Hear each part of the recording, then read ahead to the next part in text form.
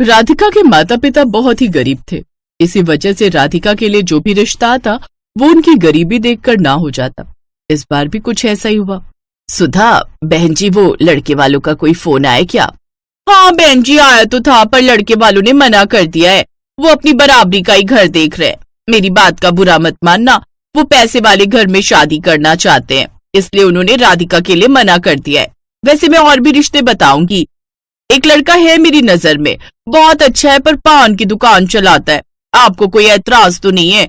और एक बात और है, उम्र में 20-21 का फर्क आ जाए, थोड़ा बड़ा उम्र का चल जाएगा। 40 बरस है उम्र और उन्हें कुछ नहीं चाहिए, बस लड़की अच्छी हो। तो वो कल ही बारात लेकर आ जाएंगे। कहो तो बात करूं? नहीं, मैं उसके बारे में आपको बताती हूँ, अभी आप कोई बात मत करना।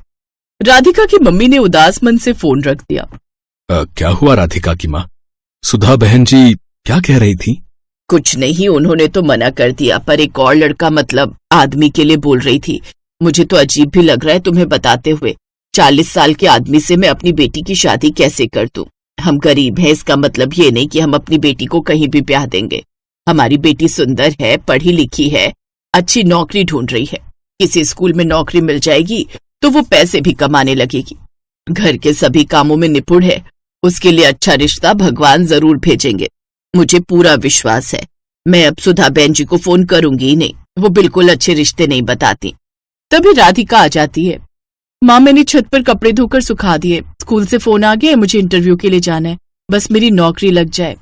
हाँ हाँ बेटा, जरूर लगेगी। मेरी बच्ची इतनी होनहार है तो भला उसे टीचर की नौकरी क्यों नहीं मिलेगी? जा, तू आराम से जा। जा बेटा, सब अच्छा होगा। राधिका बहुत खुश थी। जिस स्कूल में उसने टीचिंग के लिए अप्लाई किया था वहां से उसे फोन आ गया था। राधिका ऑटो रिक्शा पकड़कर स्कूल जाने लगी, तभी उसे ऑटो रिक्शा में एक फाइल मिलती है। भैया, ये फाइल आपकी है? नहीं बहन जी, मेरी नहीं है। ये तो आपसे पहले एक साथ बैठे थे, उनकी फाइल है। अब मैं तो पढ़ा लिखा हूं नहीं, अनपढ़ हूं, तो पढ़ ही नहीं सकता। अगर आप पढ़ लो तो उन साहब को ये फाइल आप दे सकती हो, इस पर उनका एड्रेस लिखा होगा। राधिका देखती है फाइल में बहुत जरूरी डॉक्यूमेंट थे और उस पर नाम और पता भी लिखा था। राधिका स्कूल में इंटरव्यू देने के बाद उस एड्रेस पर फाइल देने के लिए जाती है। भैया, मिस्टर अमर का घर यही है? जी, ये अमर साहब का ही घर है। आपको उनसे कुछ काम है? जी, मुझे उनसे मिलना है, जरूरी काम है। ठीक है, आप अंदर जा सकते हो, अमर साहब अंदर ही हैं। राधिका अंदर जाती है। नमस्ते आंटी जी, मुझे अमर जी से मिलना है। तुम कौन हो बेटा? तुम्हें पहले कभी नहीं देखा। जी, मेरा नाम राधिका है। जिस ऑटो में मैं दोपहर में बैठी थी उसमें अमर जी अपनी फाइल भूल गए थे, ये मैं उन्हें देने आई थी। ऑटो वाले भैया ने बोला कि मैं आपको दे दूं। अच्छा, तो ये बात है। तभी अमर आ जाता है। अमर बेटा, ये राधिका है, तुम ऑटो में कोई फाइल भूल गए थे, ये वही देने आई है। ओह, थैंक यू सो मच। मैं बहुत परेशान था कि न जाने मेरी फाइलें कहाँ चली गई। आपने ये फाइल देकर मुझ पर बहुत बड़ा एहसान किया है। Thank you so much. Mummy, आपको पता है मेरी गाड़ी में तेल खत्म हो गया था। मेरा मीटिंग में पहुंचना बहुत जरूरी था, इसलिए मैं ऑटो पकड़कर चला गया। अब जल्दी जल्दी में फाइल ऑटो में रह गई। उसके बाद से मैं बहुत परेशान था, सोच रहा था फाइल मिलेगी ही नहीं। पर राधिका जी, आपने सचमुच मेरी सारी टेंशन दूर कर दी। बैठो बेटा, हरिया इनके लिए चाय ले आओ। अमर और उसके मम्मी पापा राधिका से बात करने लगे। तभी उन्हें राधिका के बारे में पता चला। अमर की मम्मी को राधिका बहुत पसंद आई, साथ ही अमर को भी राधिका बहुत अच्छी लगी, इसलिए उन्होंने राधिका के मम्मी पापा से मिलने की इच्छा जताई। बहन जी, भाई साहब, हमें कुछ नहीं चाहिए, हमें राधिका बहुत पसंद है। हम तो अमर के लिए बहुत समय से लड़की ढूंढ रहे थे, पर अमर को कोई लड़की पसंद ही नहीं आती थी। अब राधिका से शादी के लिए अमर भी तैयार है, इसलिए हम चाहते हैं शुभ मुहूर्त में राधिका और अमर की शादी हो जाए। शादी की तैयारी की बिल्कुल चिंता मत कीजिए भाई साहब। शादी के जितने भी इंतजाम होंगे वो सब हम करेंगे। आप बस राधिका की शादी की तैयारी शुरू कर दीजिए। मम्मी, क्यों ना हम भैया भाभी की हल्दी का फंक्शन एक साथ रखें? वो आजकल फूलों वाली हल्दी का बहुत ट्रेंड है। हम अपनी नई भाभी की फूलों वाली हल्दी करेंगे। हाँ हाँ, क्यों नहीं, हम अपनी नई बहू की हल्दी खूब धूमधाम से करेंगे। अमर बेटा, तुम और नीतू दोनों मिलकर फूलों वाली हल्दी की सारी तैयारी करो। हम एक बड़ा फंक्शन करेंगे फूलों वाली हल्दी का। राधिका के माता पिता ने सपने में भी नहीं सोचा था कि उनकी बेटी के भाग्य में इतनी खुशियां आने वाली हैं। राधिका की फूलों वाली हल्दी के फंक्शन की तैयारी शुरू हो जाती है। शादी के दिन सुबह के समय राधिका और अमर पीले कपड़ों में तैयार होते हैं। सभी मेहमानों ने भी पीले कपड़े पहने हुए थे। ढोल वाले ढोल बजा रहे थे। राधिका और अमर के सभी रिश्तेदार मिलजुल कर हल्दी की तैयारी कर रहे थे। अचानक हल्दी के फंक्शन में एक लड़की की एंट्री होती है। वो लड़की राधिका से कुछ बात करने लगती है। मेरा नाम शालू है। तुम्हें पता है मैं अमर की एक्स गर्लफ्रेंड हूँ। हम दोनों की तो सगाई भी होने वाली थी, पर मुझे पता चला कि अमर बहुत ही बिगड़ा हुआ है और उसके बहुत सारी लड़कियों के साथ चक्कर चल रहे हैं, इसीलिए मैंने तो उससे दूरी बना ली थी। अब मैं तुम्हें भी खबरदार कर रही हूँ, तुम्हारे पास भी समय है, तुम अमर से शादी मत करो। अमर बिल्कुल भी अच्छा लड़का नहीं है, उसके बहुत सारी लड़कियों के साथ चक्कर है। वो तुमसे शादी तोड़ देगा और शादी के बाद भी वो बहुत सी लड़कियों के साथ अफेयर रखेगा। बस खबरदार, अगर तुमने एक और लफ्ज मेरे होने वाले पति के लिए कहा। मैं अमर जी को तुमसे ज्यादा जानती हूँ। इस 1 महीने में मैंने उन्हें अच्छे से जान लिया है। गलत वो नहीं, गलत तुम हो। अमर जी ने मुझे तुम्हारे बारे में पहले ही बता दिया था कि तुम कुछ ऐसा कांड जरूर करोगी, इसलिए मैं पहले से ही खबरदार थी। चक्कर तुम्हारे लड़कों के साथ चलते हैं, समझी? दफा हो जाओ यहाँ से, और हमारे हल्दी के फंक्शन को बिगाड़ने की कोई जरूरत नहीं है। निकल जाओ यहाँ से। सुना नहीं शालू, राधिका ने क्या कहा? थैंक यू राधिका, मुझ पर यकीन करने के लिए। आई एम सो हैप्पी कि तुम मेरी पत्नी बनने वाली हो। शालू नाम की वो लड़की पैर पटकती हुई वहाँ से चली जाती है। नीतू बेटा, ये फूलों वाली सुंदर ज्वेलरी बहुत अच्छी लग रही है तुम्हारी होने वाली भाभी पर। हाँ मम्मी, ये फूलों की ज्वेलरी, गले का हार, कानों की कुंडल, माथा टीका, हाथों के कड़े सब आजकल हल्दी फंक्शन के लिए स्पेशली मिल जाते हैं। मैंने सबके लिए मंगवाए हैं भाभी। मम्मी आपको भी माथा टीका लगा देती हूँ। नीतू सबको फूलों वाली ज्वेलरी देती है। राधिका और अमर को शादी की हल्दी लगती है। सब उन्हें हल्दी लगाते हैं और शाम के समय खूब धूमधाम से राधिका और अमर की शादी संपन्न होती है और खुशी खुशी राधिका अपने ससुराल चली जाती है। राधिका के मम्मी पापा की आंखों में खुशी के आंसू थे। सब रिश्तेदार और पड़ोसी भी हैरान थे ये देखकर कि राधिका की शादी इतने धूमधाम से इतने अच्छे लड़के के साथ होगी। किसी ने भी ये नहीं सोचा था।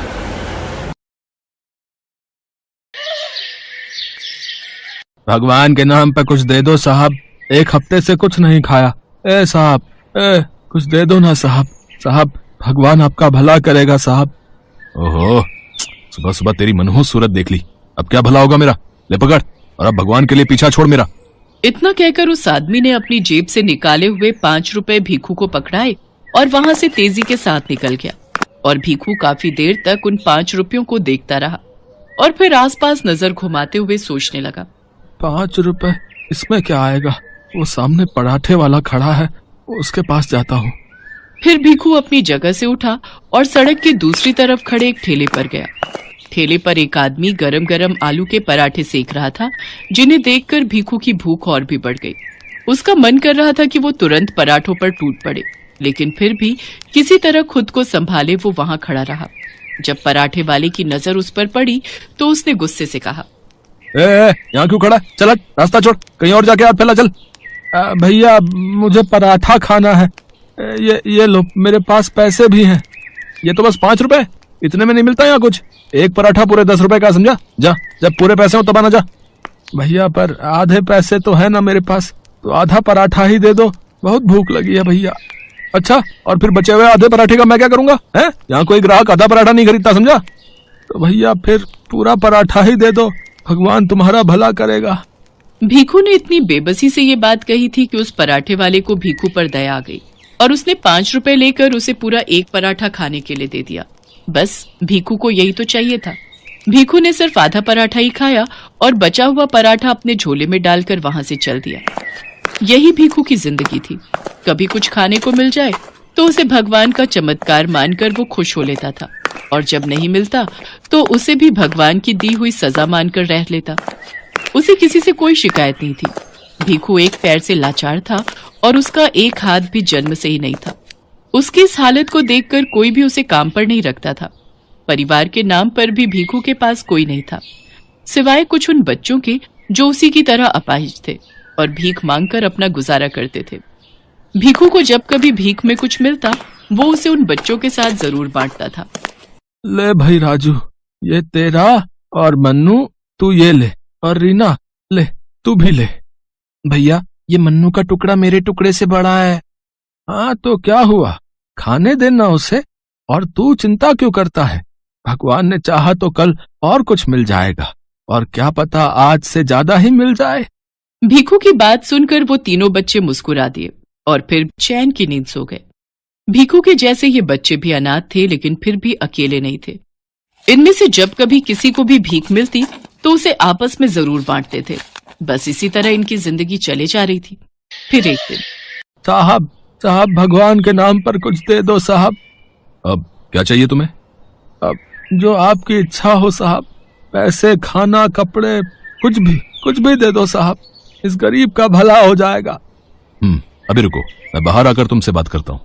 इस आदमी का नाम राजेश था, जो देखने से ही काफी अमीर लग रहा था। असल में राजेश शहर का एक बड़ा बिजनेसमैन था और उस वक्त अपनी महंगी गाड़ी में बैठकर एक मीटिंग के लिए जा रहा था।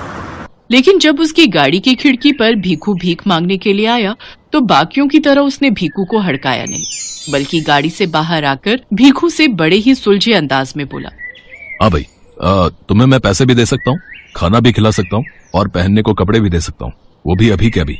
लेकिन एक समस्या है। कैसी समस्या साहब? देखो भाई, मैं हूँ एक कारोबारी, जात से भी और काम से भी। तो मेरी जिंदगी का एक उसूल है कि मैं कभी भी किसी को भी कोई चीज मुफ्त में नहीं देता, भीख भी नहीं। साहब, पर मैं गरीब आपको क्या दे सकता हूँ? अगर मेरे पास कुछ होता तो मैं ऐसे भीख थोड़े ही ना मांगता। वो तुम देखो भाई, मैं यहाँ अगले 5 मिनट तक खड़ा हूँ। तुम जो चाहो मेरे लिए ले आओ और बदले में मैं तुम्हें पैसे, खाना और पहनने को कपड़े भी दिला दूंगा। पर याद रहे, तुम्हारे पास सिर्फ 5 मिनट ही हैं। राजेश के ऐसा कहते ही भीखू अपने दिमाग के घोड़े दौड़ाने लगा। उसने आसपास नजर घुमाकर देखा तो उसे एक गुलाब का पौधा नजर आया, जो ढेर सारे लाल गुलाबों से भरा हुआ था। उस पौधे को देखकर भीखू को कुछ सूझा और वो अपनी बैसाखी के सहारे लंगड़ाते हुए उस पौधे के पास गया। उसने अच्छे से देखभाल कर उस पौधे का सबसे बड़ा और सबसे सुंदर फूल तोड़ा और उसे लाकर राजेश को देते हुए बोला, लीजिए साहब, यही दे सकता हूँ मैं आपको।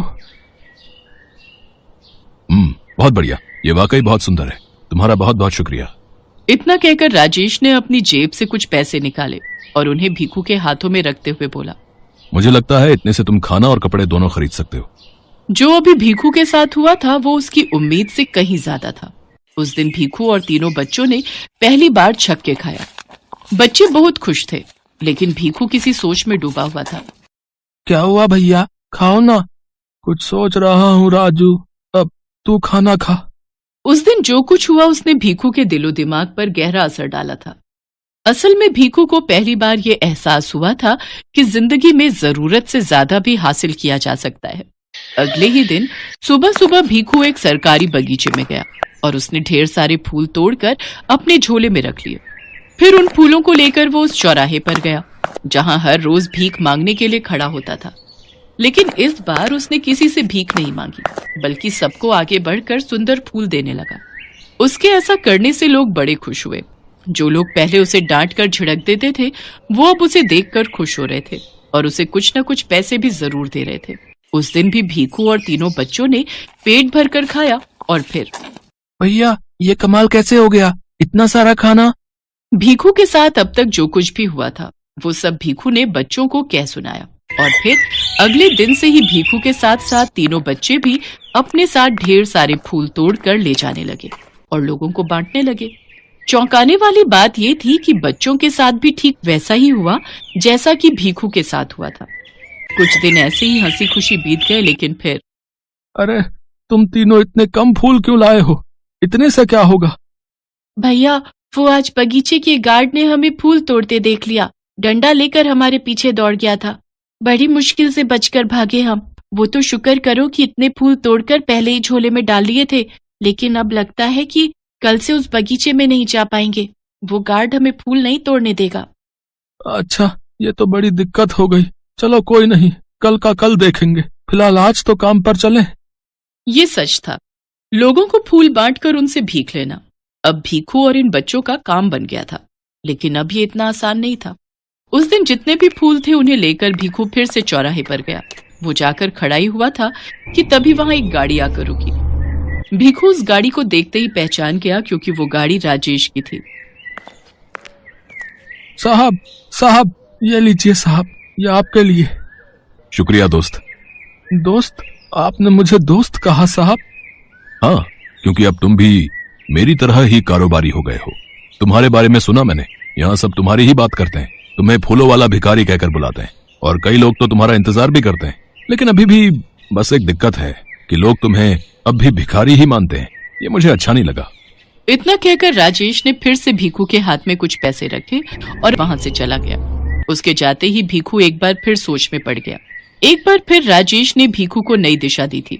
राजेश से मिले पैसों को लेकर भीखू फौरन वापस अपनी झोपड़ी में गया, जहां तीनों बच्चे उसका इंतजार कर रहे थे।